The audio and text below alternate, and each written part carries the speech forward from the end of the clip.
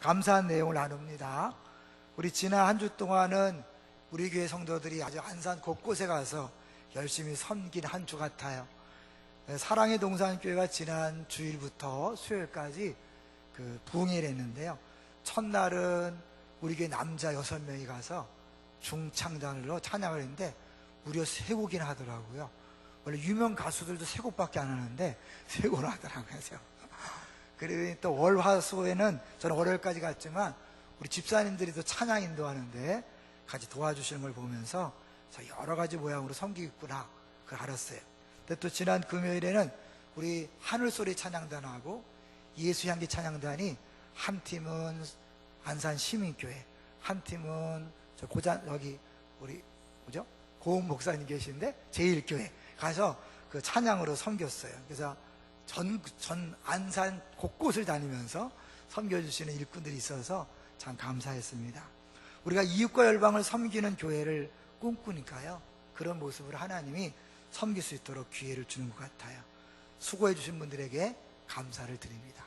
두 번째로는 아까 잠깐 재능기부 광고도 나왔는데요, 1층 속카페를 가보시면 완전히 변화된 걸 볼 수 있을 거예요. 우리 교회 최근에 등록하신 분하고 우리 집사님 두 분이서 자원해서 그 속카페를 완전히 리모델링을 했어요.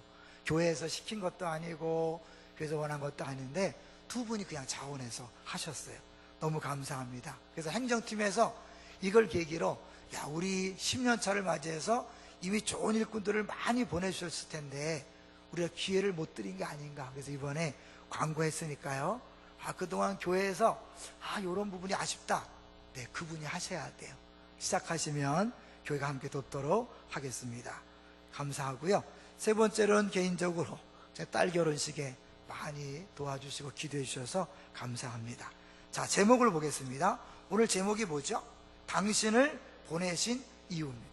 당신을 보내신 이유, 당신을 기쁨의 동산교회에 보내신 이유, 안산에 보내신 이유, 하나님께서 당신의 직장에 사업장에 보내신 이유는 뭘까요? 박노해라는 시인 아시죠? 아주 유명한데 이분이 아주 참 재밌어요. 그래서 몇 가지 글들을 해석을 했는데요, 아주 재밌습니다. 절 받으십시오. 절하면서 절 받으십시오라는 뜻은 절을 받으시옵소서. 그러니까 절을 받아달라는 그런 뜻이라는 거죠. 그러니까 절한다는 자체가 마음이 낮아져서 상대방에게 자기 마음을 드리는 거다. 그래서 절 받으십시오를 절을 받아주십시오 라고 해석했고, 그 다음에 알뜰하다. 알뜰하다는 속에 알이 들어차 있다. 알뜰, 알이 속에 들어차 있다. 세 번째로는 안에, 이거는 많이 들어봤을 거예요. 안의 뜻이 뭘까요? 내 안에 떠있는 해. 가능하면 집사람이라는 표현은 안 쓰는 게 좋대요. 이 높은 사람 앞에서도 윗사람 앞에서도 아내라고 하는 것이 신뢰를 범하지 않으면서 또 자기가 같이 사는 사람을 높이는 언어래요. 그래서 아내, 내 안에 떠있는 해다 라고 해석을 했고요. 네, 마지막으로 나쁜 사람. 나쁜 사람은 어떤 사람이냐? 나뿐인 사람.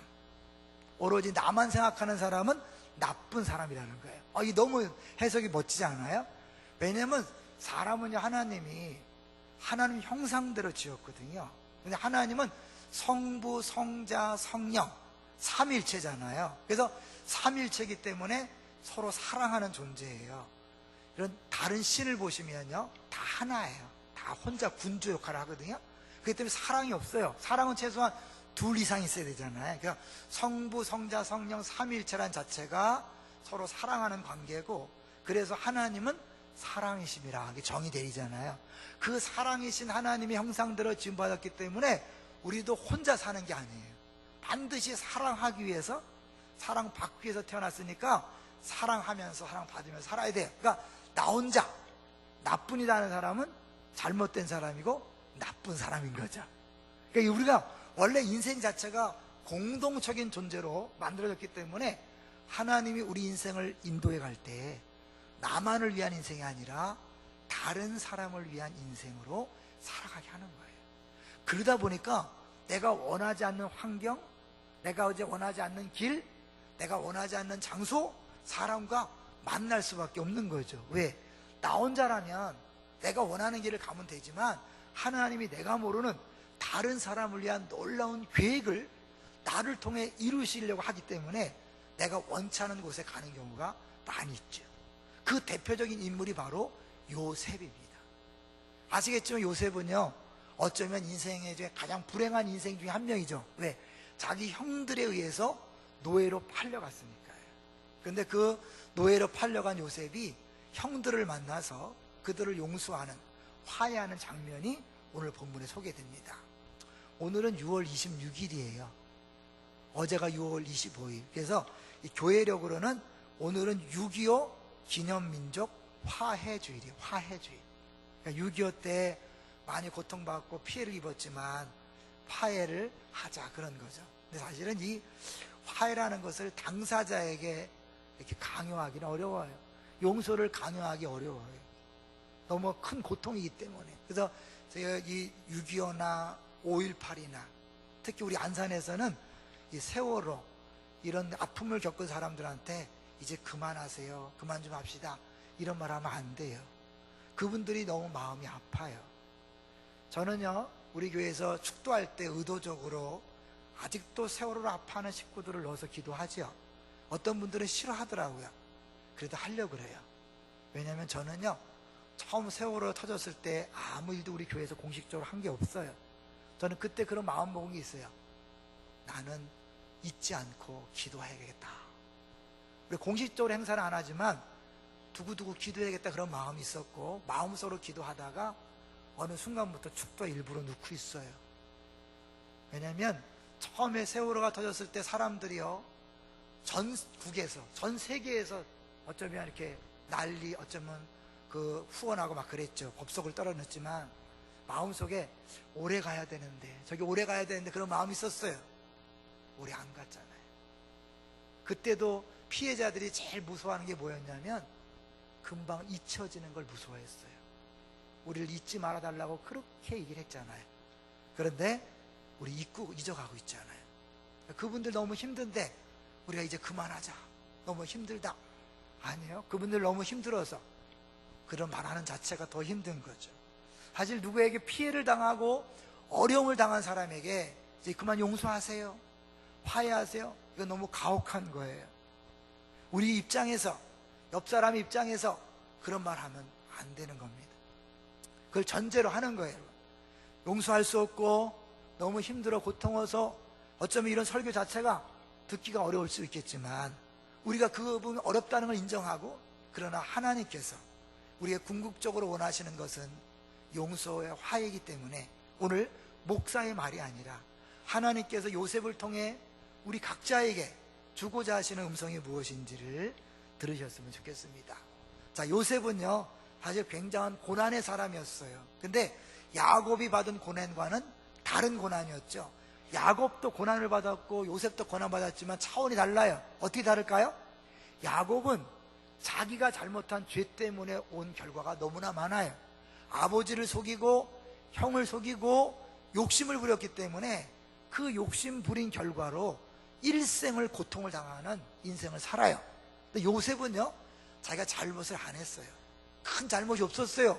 근데 형제들에게 노예로 팔려가고 감옥에 들어가는 어려움을 겪었어요. 왜 그랬을까요? 결론적으로는 하나님이 그 요셉을 향한 놀라운 계획, 더 나아가서 요셉 개인이 아니라 이스라엘 전체에 대하여, 아니 애국과 그 당시의 모든 세상 사람들을 위하여 요셉을 통해 하고자 하는 일이 있었기 때문입니다. 자, 이제 오늘 본문을 구체적으로 들어가 보겠습니다. 45장 1절을 가보시죠. 45장 1절 같이 읽어봅니다. 시작. 요셉이 시종하는 자들 앞에서 그 정을 억제하지 못하여 소리질러 모든 사람을 자기에게서 물러가라 하고 그 형제들에게 자기를 알리니 그때에 그와 함께한 다른 사람이 없었더라. 사실 이미 오래전에 요셉은 형제들이 자기 앞에 무릎 꿇고 있는 것을 봤어요. 그런데 바로 자기를 드러내지 않고 몇 가지 이렇게 시험을 합니다. 그리고 이제 그 형제들의 마음이 바뀐 것을 볼 수 있죠. 요셉은 어느 정도 사실은 이 자기가 고난당한 것에 정리가 됐지만 형들은요 일생 동안 자기들의 지은 죄 때문에 고통당하고 있었던 것을 알 수 있어요. 어떻게 알 수 있을까요? 한번 볼까요? 창세기 42장으로 가보세요. 42장 21절. 여러분, 죄진 사람이요 아무리 뻔뻔한 것처럼 보여도요 그 마음속에는요 두려움이 있는 거 아세요? 42장 21절 같이 읽어봅니다. 시작. 그들이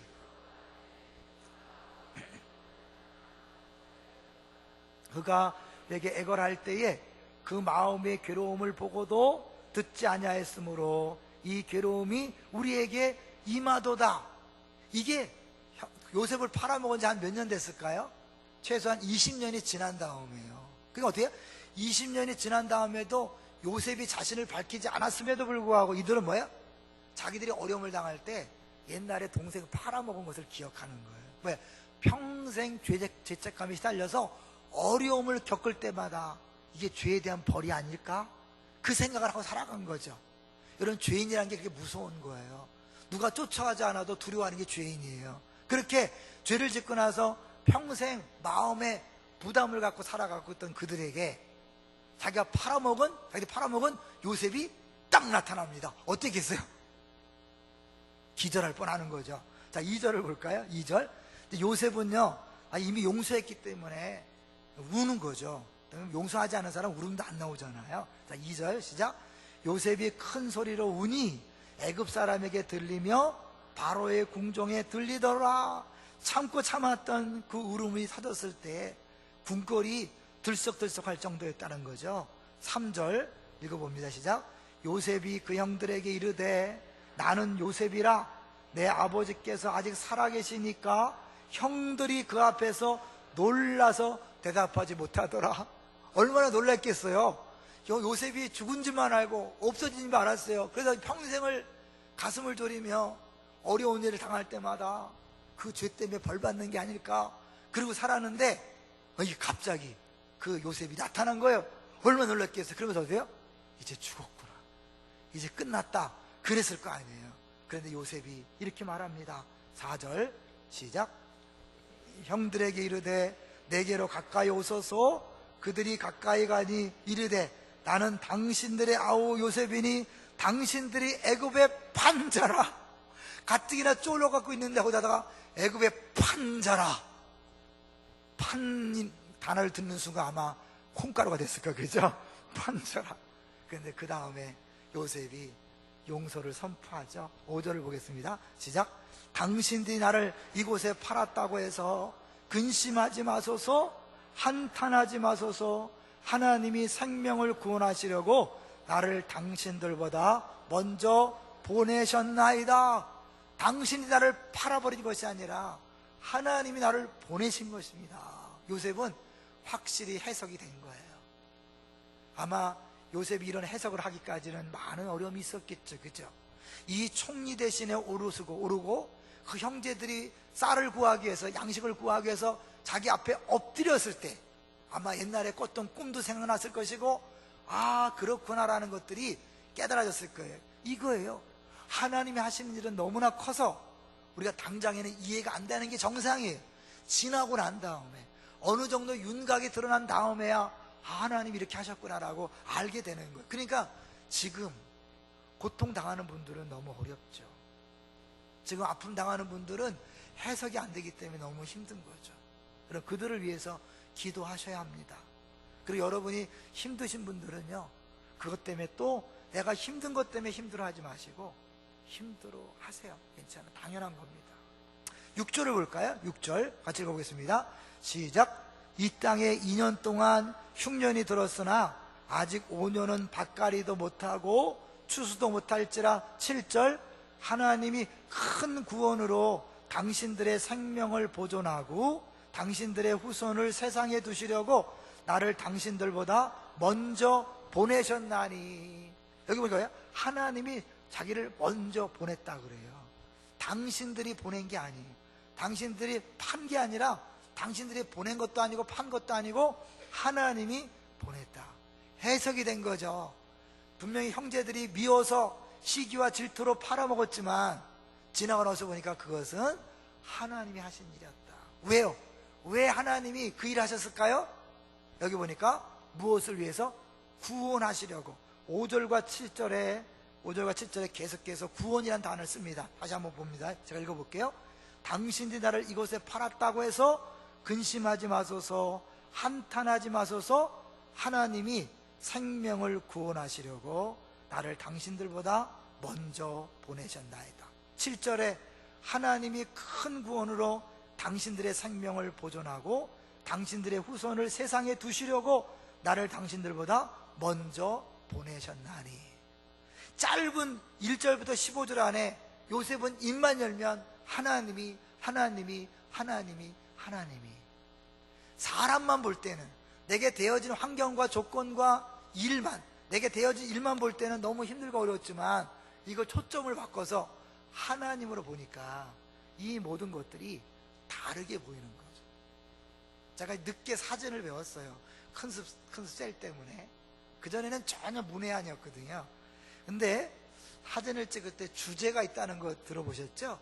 주제를 정해야 돼요. 카메라는 잘 찍어주긴 찍지만 주제를 모르기 때문에 막 찍찍거리고 자기 마음대로 막 초점을 잡아요. 그래서 작가가 찍는 사람이 주제를 정해놓고 거기에 초점 맞추면 나머지 것들을 상대적으로 흐리게 하거나 좀 없애거나 이렇게 하는 거죠. 그래서 주제를 부각시키는 거예요.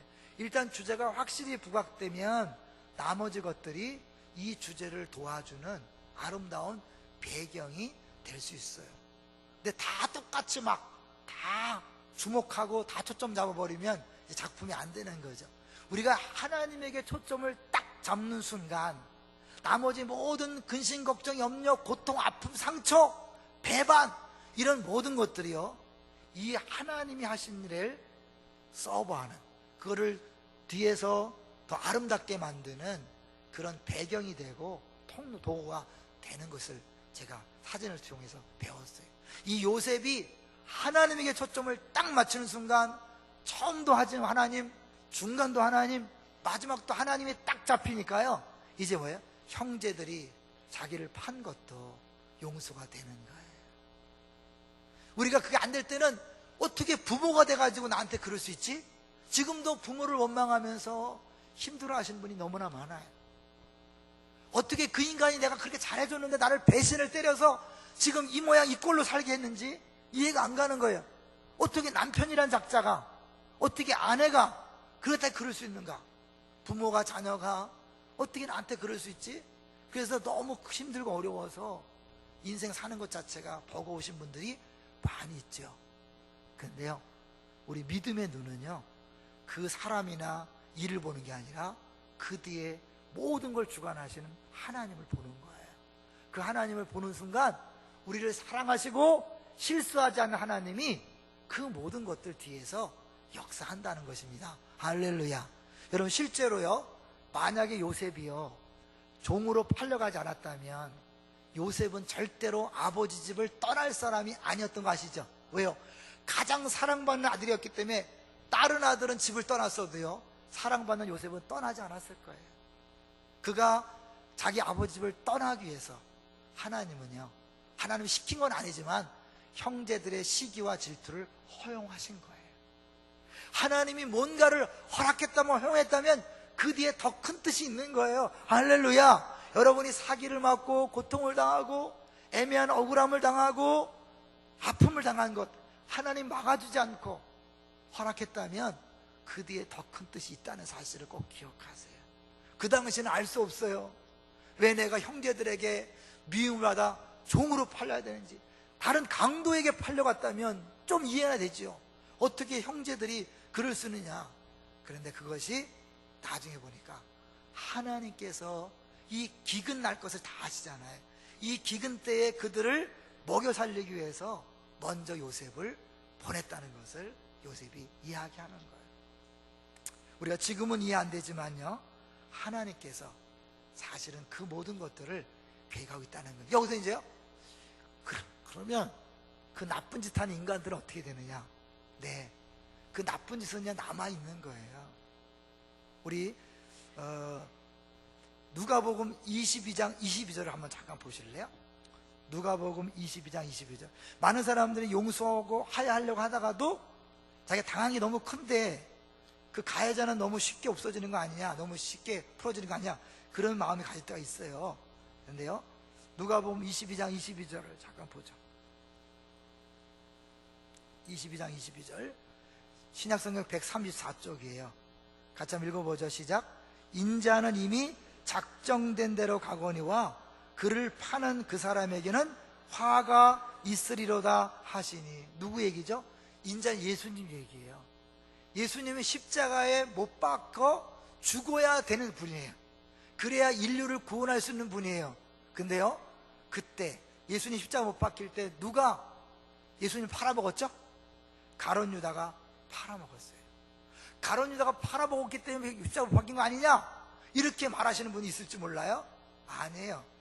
그렇게 욕심 때문에 팔아먹었다고 해서 하나님께서 허락했지만 그 죄가 없어지는 게 아니라는 거예요. 22절 다시 보면, 인자는 이미 작정된 대로 가거니와 그를 파는 그 사람에게는 화가 있으리로다. 그 팔아먹은 죄는요, 죄로 남는 거예요. 그러니까 요셉의 형제들의 죄는요, 그들이 회개하지 않는 한 그 죄는 남아있는 거예요. 여러분에게 사기치고 여러분을 힘들게 하고 아프게 한 사람들의 죄는 회개하기 전에는 남아있는 거예요. 그러니까 그거는 하나님께서 그들에 대하실 이야기고, 이제 우리는 그것을 허용하시면서까지도 하나님이 하고자 하는 것이 무엇인가를 딱 바라볼 때 그들을 불쌍히 여길 수 있는 거죠. 왜 똑같은 인생을 살면서 어떤 사람은 좋은 역할을 하며 사는데 저렇게 나쁜 역할을 하며 사나, 불쌍히 보는 거죠. 제가 가끔 얘기했죠. 이중표 목사님이요, 그가 청소년 때 피를 토하는 병이 있었지만 아버지가 단 한 번도 너 어디 아프냐고 물어보지 않았다 그랬잖아요. 은혜 받고 와서 보니까 우리 아버지가 나를 훌륭한 목사를 만들기 위해서 저렇게 나쁜 아버지 역할을 했구나. 다른 아버지처럼 존경받는 아버지 역할을 할 수 있었는데 저런 나쁜 역할을 할 수밖에 없었던 아버지가 불쌍하다, 용서가 되더래요. 여러분, 그 아버지가 좋은 아버지는 아니잖아요. 근데 큰 차원에서 하나님에게 초점을 맞추고 보니까 그 아버지가 불쌍히 여기는 거예요. 예수님 십자가에 못 박힐 때요, 분명 그들이 십자가를 못 박았어요. 근데 예수님 용서하잖아요. 저들의 죄를 용서해 주십시오. 저들은 자기가 하는 죄를 알지 못합니다. 왜요? 하나님의 크신 뜻을 알기 때문에 자기가 기꺼이 죽으면서 그들이 모르고 한 짓이라고 용서를 선포하는 거죠. 자, 이제 요셉이 첫 번째로 자기를 보낸 이유가, 첫 번째가 생명을 구원하게 했다 그랬어요. 두 번째 이유는 뭘까요? 더 큰 이유예요. 11절에 여기 큽니다. 11절 읽어볼까요? 시작. 흉년이 아직 5해가 있으니 내가 거기 있을 아버지를 봉양하리다. 아버지와 아버지의 가족과 아버지 속한 모든 사람에게 부족함이 없도록 하겠나이다 하더라고 전하소서. 부족함이 없도록 하기 위해서 자기를 보냈다는 거예요. 근데 이 표현도 좋지만 원어적으로 볼 때요, 이 부족함이란 단어가 원래는 땅을 기업으로 받다, 상속받다, 그런 뜻이에요. 그러니까 이스라엘 백성의 가나안 땅을 줄 때 쓰는 표현을, 단어를 쓴 거예요. 그게 뭐예요? 부족함이 없다는 것은 뭐냐면 단순히 필요할 때마다 양식 얻어가서 사가서 또 먹다가 떨어지면 또 오고 또 오고 그런 정도가 아니라 아싸리 뭐야? 땅을 주겠다는 거예요. 고센 땅을 주겠다는 거예요. 여러분, 한 나라에 땅을 준다는 게 아무나 할 수 있는 일이에요? 아니잖아요. 이 요셉이 바로가 인정하는 최고 통치자가 되었기 때문에 그 땅을 이방 사람에게 주는 거잖아요. 근데 이거는 결국 뭘 위한 걸까요? 이스라엘 백성이 가나안 땅에 들어갈 준비를 하는 거예요. 하나님이 이스라엘 백성에 가나안 땅을 주기로 약속했지만 지금 현재 야곱과 그 자손이 70명인데 이 70명 갖고는 땅을 줘봐야 소용이 없어요. 그 땅을 감당할 만한 능력이 돼야 돼요. 동의하십니까?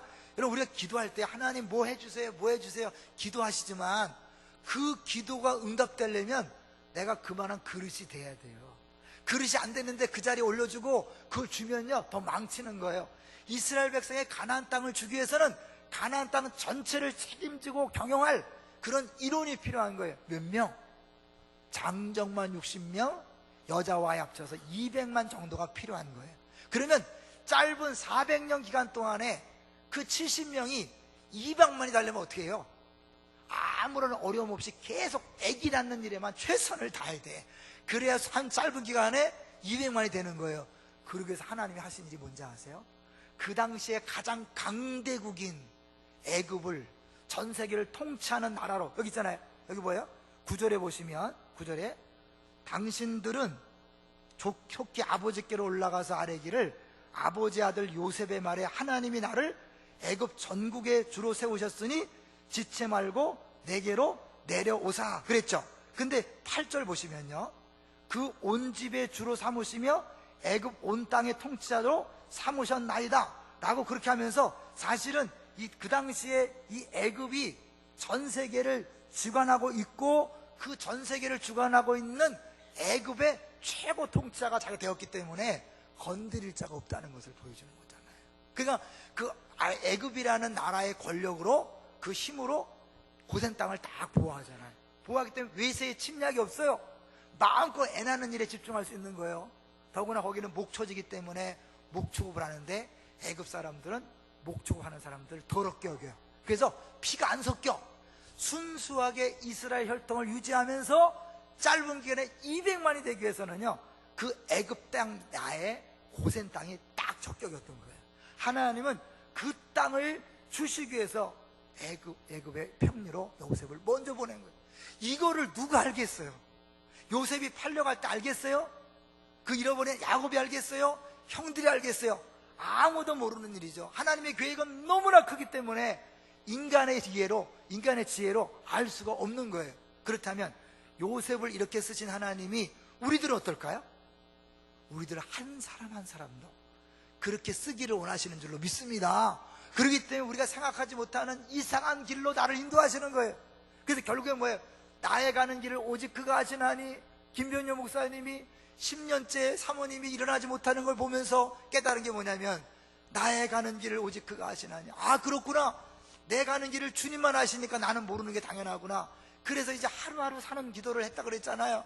우리가 알 수 없는 길, 하나님의 엄청난 계획을 이루시기 때문에 내가 원치 않은 길을 갈 때가 많은 거예요. 이해가 안 되는 길을 갈 때가 많은 거예요. 그러나 분명한 것은 하나님의 계획은 선하십니다. 믿습니까? 하나님의 계획은 모두를 위한 것입니다. 그래서 이스라엘 살리고 애굽을 살리고 그 당시에 전 세계를 살리기 위하여 하나님이 요셉을 종으로 팔려가게 하신 거예요. 요셉만이 아니라 여러분이 태어날 때 왜 그런 부모에게 태어났는지, 내가 왜 사기를 당해야 되는지, 왜 보증을 잘못 써서 온 재산을 날리고 이 고생을 해야 되는지 후회가 되고 한탄스럽고 억울하고 믿고 그러겠지만, 그걸 허용했다면 우리가 알지 못하는 놀라운 일이 있는 거예요. 그래서요, 메시지 성경에는 이 구절을요, 이 11절을요 이렇게 번역해 놨어요. 그들이 꿈꾸는 것보다 더 나은 삶을 얻게 하려는 것이다. 그들이 꿈꾸는 것보다도 더 나은 삶을 얻게 하려는 것이다. 하나님의 전적인 주권을 믿고요, 그 일하심을 믿는다면 우리 인생이 해석되는 거 아시죠? 우리 교회 부목사님 중에 한 분은요, 자기 엄마 아버지를 볼 때마다 너무 안타까웠다는 거예요. 엄마가 이상한 아빠를 만나서 너무 평생 고생하는 게 너무 힘들었대, 마음이. 근데 제가 이제 그런 얘기를 자주 했잖아요. 엄마 아빠가 만난 것은 사랑해서가 아니라 나를 태어나게 하기 위한 역사적 사명 때문에 억지로 만난 거다. 제가 그 얘기를 자주 했는데 그 얘기를 듣는 순간 뻥 뚫리더래요. 그래서 자유하게 됐대요. 아, 그렇구나. 나를 태어나게 하기 위해서 하나님이 그 엄마 아빠를 만나게 하셨구나. 여러분, 이렇게 하나님에게 초점을 맞추고 보면요, 그런 것들이 이해가 되는 거죠. 근데 이거는 머리로 이해되는 거예요. 아무리 성경을 많이 듣고 이해해도 가슴에 응어려진 상처, 세포가 기억하는 상처를요 쉽게 해결되는 게 아니에요. 그럼 요셉은 어떻게 무서했을까요? 총리가 됐으니까 너무 좋아서 용서가 있을까요? 아니에요. 그도요 수많은 연단 과정이 있었다는 걸 기억하세요. 시편 105편으로 가봅니다. 저절로 되어지는 게 아니에요. 시편 105편 우리 18절을 보시겠습니다. 제가 17절과 19절을 읽을 테니까 여러분은 18절만 주목하세요. 105편 17절은 879쪽이에요. 구약성경 879쪽. 제가 17절을 먼저 읽을 테니까 여러분 18절 읽으세요. 그가 한 사람을 앞서 보내셨으며 요셉이 종으로 팔렸도다. 18절 읽으세요. 시작. 그의 발은 착고를 차고 그의 몸은 쇠사슬에 매었으니 19절 제가 읽을 텐데요. 그 여호와의 말씀이 응할 때까지라 그의 말씀이 그를 단련하였도다. 그를 단련한 거예요. 근데 18절을 보시면요, 그의 몸 해놓고 나서 일자라고 써놓은 거 보시죠. 일가로. 그럼 성경 밑을 쭉 내려와 보시면 일가로 해놓고 나서 쉼표 혼이라 돼 있죠. 그 뭐냐면 이 몸이라고 번역했지만 원래 언어적으로 히브리어로는 혼이란 뜻이라는 거예요. 영혼이란 뜻이에요. 그러면 영혼을 쇠사슬에 묶을 수 있어요, 없어요? 없죠. 뭐예요? 쇠코창이로 뚫었다, 그런 뜻이에요. 그 영혼을 쇠코창이로 뚫었다, 뭐예요? 죽였다는 거예요. 완전히 새롭게 거듭나지 않으면 이런 용서가 안 되는 거예요. 죽었다 깨나도 아무리 아직 이해가 되고 아무리 성경 말씀을 듣고 그래도 이 심장이 깨질 것 같은 아픔, 세포가 기억하는 그 오래된 상처를요 해결이 안 돼요. 그것을 해결하는 것은 뭐냐면 영혼을 주님께서 완전히 개조시키는 거예요. 영혼을, 그래서 성경은 어떻게 해요? 영혼의 새꼬창이를 찔러서 영혼을 죽인 다음에 새롭게 만든 단련이라는 표현을 쓰고 있는 거예요. 정금 같은 믿음으로 만들어버리는 거예요. 그러니까 주님이 하셔야죠. 내 머리로 하는 것이 아니라, 결단이 아니라 주님이 하시는 거예요. 이걸 위해서 주님이 하신 일이 뭐죠? 십자가상에서 용서했던 그 예수님이 우리 안에 오신 거잖아요. 우린 죽었다 깨나도 안 되기 때문에 그 예수님이, 모든 죄인들을 용서해 주신 그 예수님이 우리 안에 오심으로 그 예수님이 할 때 용서가 가능해지고 화해가 가능해진 줄로 믿습니다. 그러니까 이거는 사람에게 강요할 일이 아니에요. 막 명령하고 엇박지르고 될 일이 아니에요. 용서하세요, 화해하세요, 그거 아니에요. 너무 가혹해요. 하나님이 그에게 은혜를 주셔서 그 심령 수술을 해줘야 돼. 그 영혼을 수술을 해줘야 돼. 그리고 어떻게 해요? 옛 것을 다 제거해버리고 그 예수님이 딱 주인 되시고 들어가 계실 때 그분의 눈으로 보고 그분의 귀로 듣고 그분의 입으로 말씀할 때 우리 용서의 사람, 화해의 사람이 되는 거죠. 이러 아시죠? 용서하지 않은 사람은요 평생 잘못하면 위장병에 시달릴 수 있습니다. 분노가 있기 때문에요 쉽게 화를 내요. 그래서 성질이 급하다고 다혈질 아니에요. 여러분, 용서한 사람은요 다혈질도요 그렇게 화내지 않아요. 사람과 부딪히지 않아요.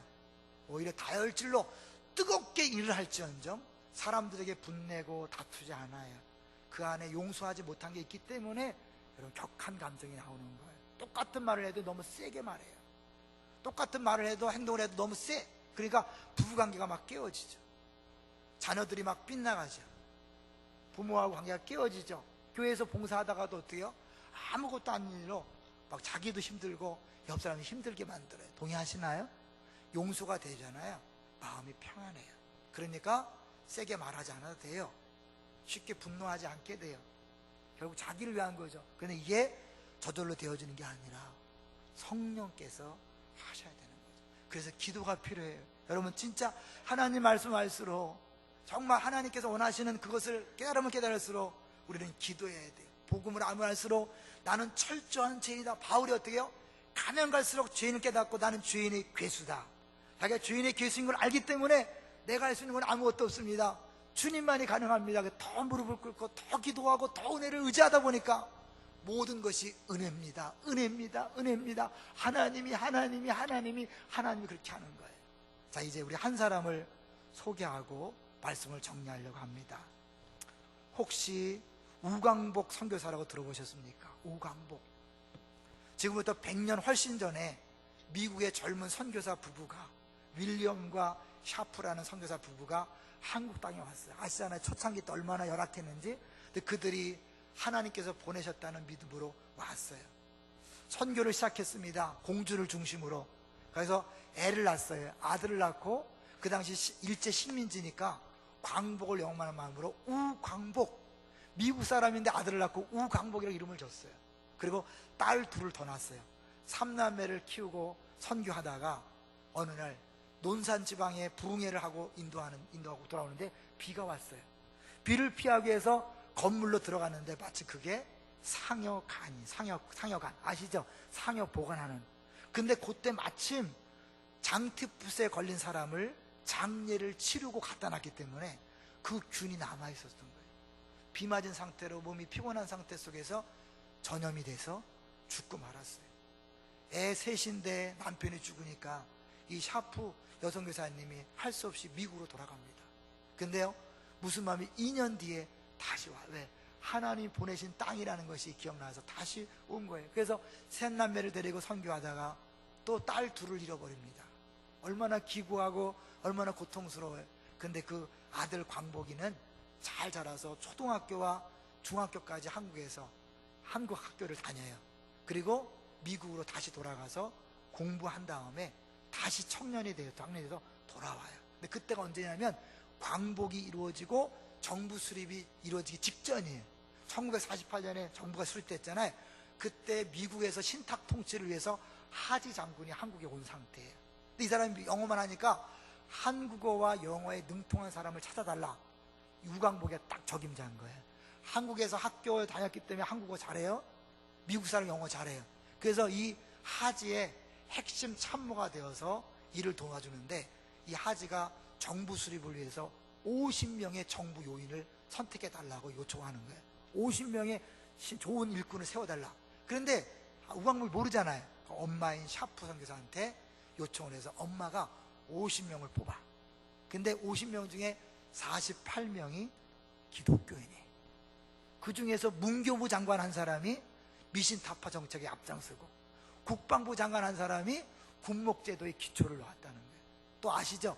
처음 국회가 열렸을 때 기도로 시작했다는 거 기억나시나요? 그 당시에 이 하지 장군을 중심으로 해서 그 50명 중에 48명이 기독교인이다 보니까 전체 흐름이 기독교적인 거예요. 그래서 이 우리 회의, 그 국회 회의 처음 때 이승만 대통령이 목사님에게, 당시 국회의원의 목사님에게 기도를 시켜서 이런 기도를 하잖아요.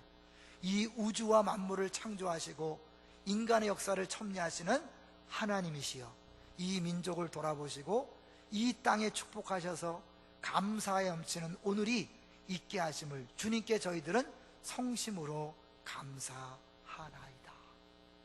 하나님이시여, 이로부터 남북이 둘로 갈라진 이 민족의 어려운 고통과 수치를 실현하여 주시고 우리 민족, 우리 동포가 손을 같이 잡고 웃으며 노래 부르는 날이 우리 앞에 속히 오기를 기도하나이다.